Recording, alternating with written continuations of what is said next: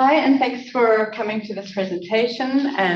I'm here from the Center for Film and Media Studies, which is based at the University of Cape Town, and hoping to share some of my experiences with convening a program at the honors level, which is about creative practice, and specifically that has included environmental documentary filmmaking. I'm never that used to. How do I? So I wanted to use my. What makes it run? It should run. Okay. There we go. All right. So what I'm hoping to argue today is that so I'm a big fan of creative practice research, and so wanting to argue that. Doing this through documentary filmmaking is often transformative in terms of its depth and range of learning, engagement, and personal growth. And that environmental documentary filmmaking can be seen as an eco-pedagogy, which engenders effective experiences of biophilia, care for the environment, and solutions-based thinking. And also that these learnings and experiences have long-term impact on the students that go through this process and engage in this type of creative practice. And that these impacts last or persist for at least several years based on the research I've done and related to their work, their activism, and their networking as they move into life outside of the university. So just for a little bit of context, because you might not be very familiar with the University of Cape Town in South Africa. It's quite a large university, 30,000 plus students. There's the iconic Table Mountain and the university up on the hill. So 88% of our students are South African, 10% are from other African countries, and 2% are the other. So it's nice to be centered from an African perspective. And also, I think it's relevant to note that our students are relatively politically engaged, and the University of Cape Town the students at the University of Cape Town have been really driving demands for decolonizing the curriculum, and they really initiated that in South Africa, and it spread not just beyond Cape Town, but beyond our borders, and also advocating for free university education. I know in Europe is something that's already implemented in many places, but it's certainly not the case in South Africa, and has big impacts on who gets access to education. So at the Center for Film and Media Studies, we are a relatively big department in the humanities faculty. We've got 720 students. That includes undergraduate and postgrad, and the real point I'm trying to get to is that we offer theory-only degrees, but we also offer the option of creative practice, which includes theory in the degrees. And just to note that we're not a film school. It's not like a place where you go to and you just study technical. Our creative practice in terms of film is really that one of their courses is practical and the rest are theoretical.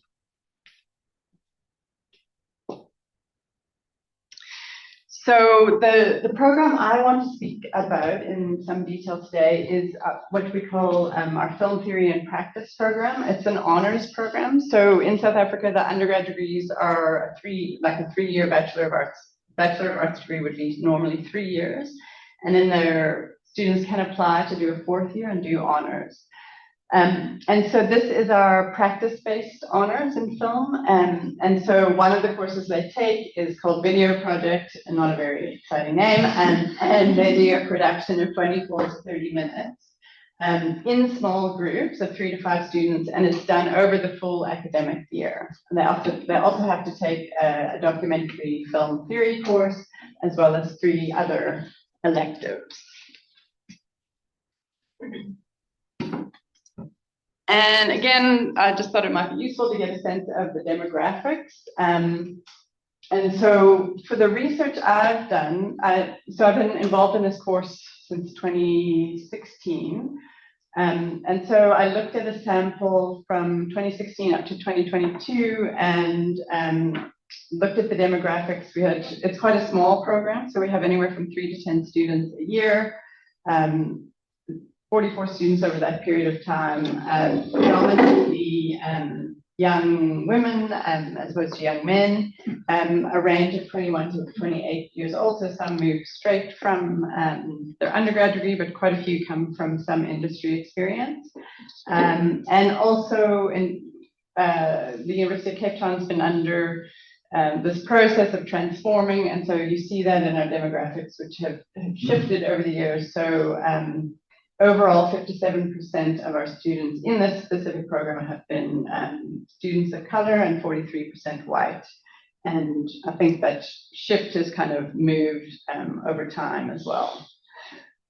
And so the films that have been made over the time, because they work in small groups and the classes are small, they produce 1 to 3 documentaries a year. And what I noted was that of those films over the past 6 to 7 years, 46%, so a really significant amount, have been environmental films. So some have been like really classic, like environmental films, like nature documentaries, and others of those have had very, very strong environmental themes. And I'm going to show you a sample of 3 that talk about that illustrate those. And just to note that most of them, 92%, the context of South Africa and the perspective of being in Africa has been a really key aspect to the framing of the overall film.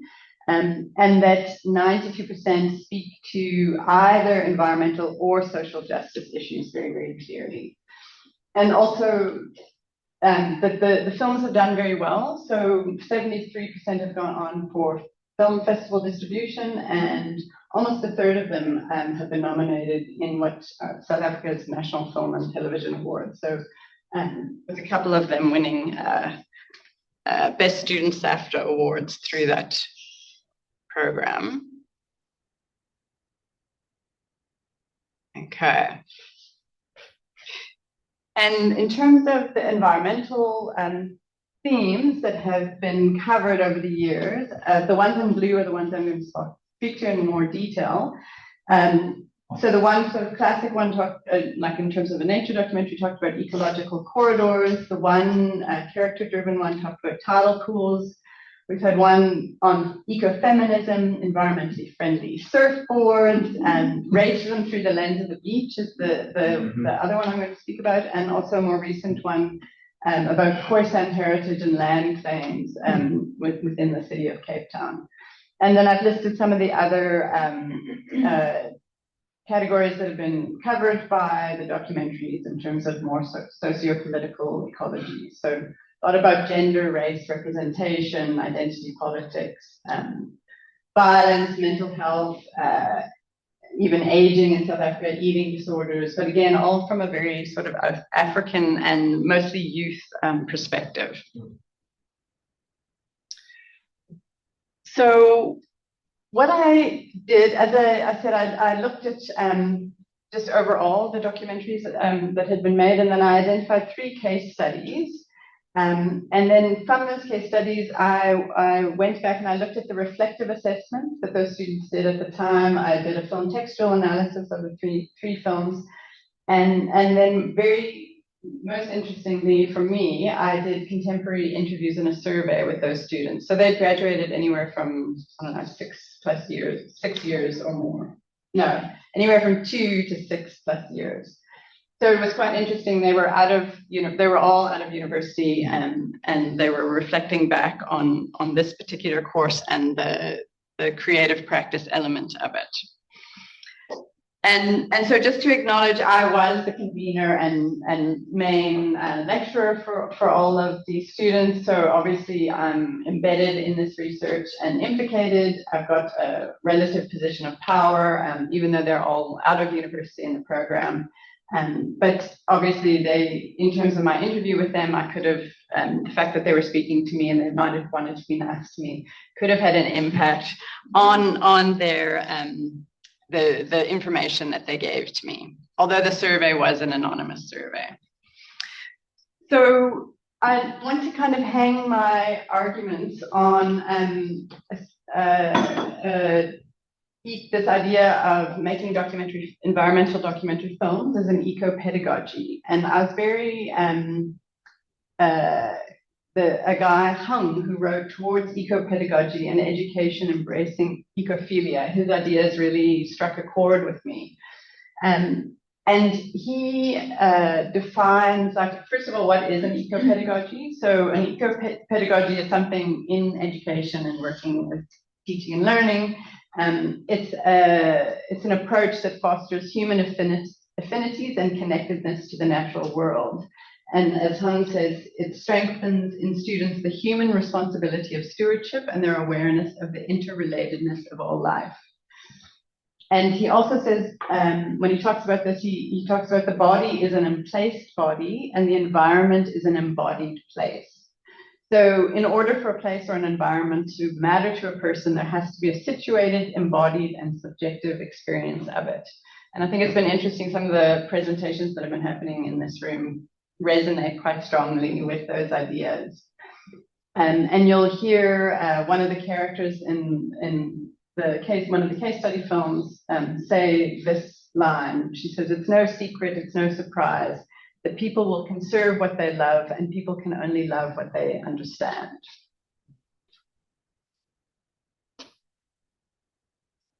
And so just an introduction to the three films. So the first one is The Water Dancers, with the tagline that the small things matter.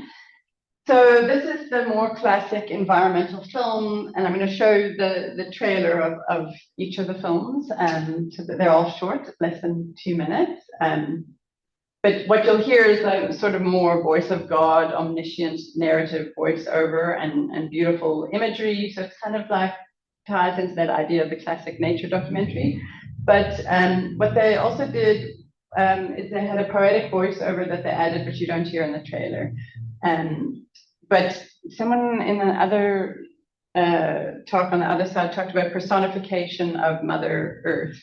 And so in this way, there's that personification of the dragonfly. So the voiceover speaks from the perspective of the dragonfly, about the landscapes that they occupy.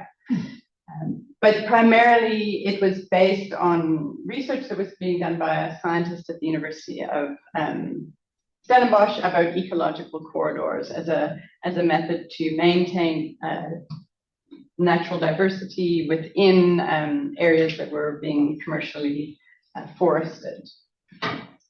So, and you can see the film that was made in 2017, and it did very well, and it's played in lots of festivals in Africa, but also beyond. Now, here we go. Let's hope it works. Right now, we're living in a time when we need to be very aware that the world is changing.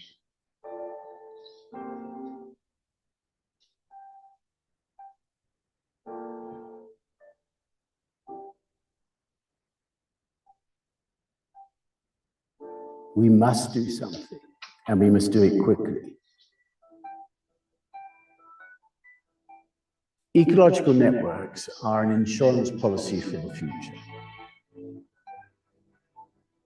These ecological networks are interconnected corridors of fully natural land that supply biodiversity conservation alongside production and the water, which is the basis for all life on Earth.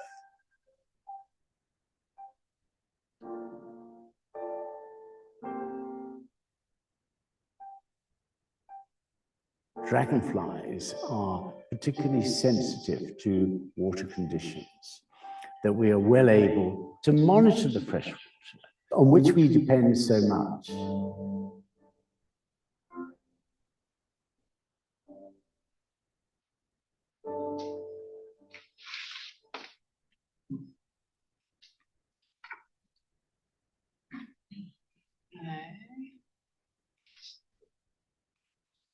Now, how do I get back? Right arrow key should help. Right, which? This one? Again? No. Yeah, this doesn't seem to be, anything seems to happen. Escape. Escape, good idea. There we go, perfect. Yeah, and this is. How do I get to the next slide? And if you just scroll on the mouse. The mouse, I'm trying, and the mouse doesn't work, and the keyboard doesn't work. Keyboard, all right, boy.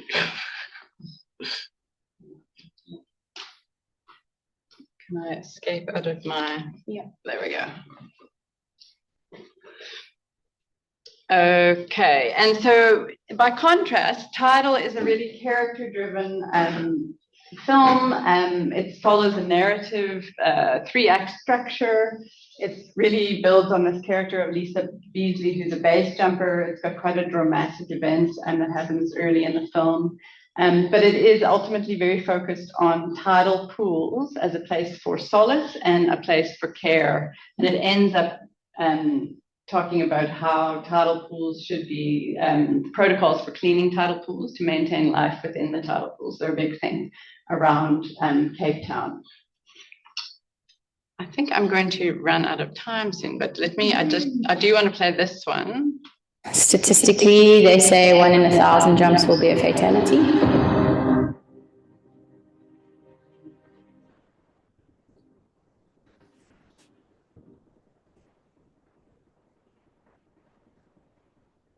Gave me something that made me powerful, put me in a category of being strong, being able to function and cope. At the time, I think I had myself convinced that it didn't matter.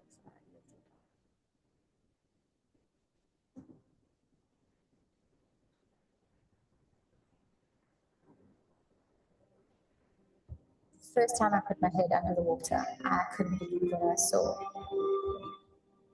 It's the craziest, wildest, most amazing space, and it's 10 minutes from my doorstep.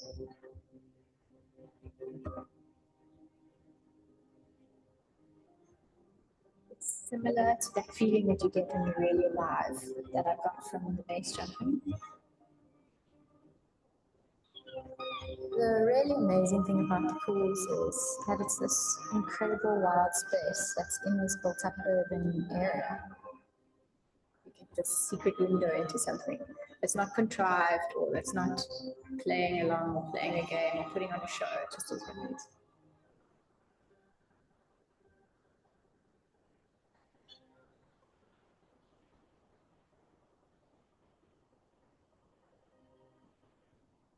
And it's no secrets, it's no surprise that people will conserve what they love, and people can only love what they understand.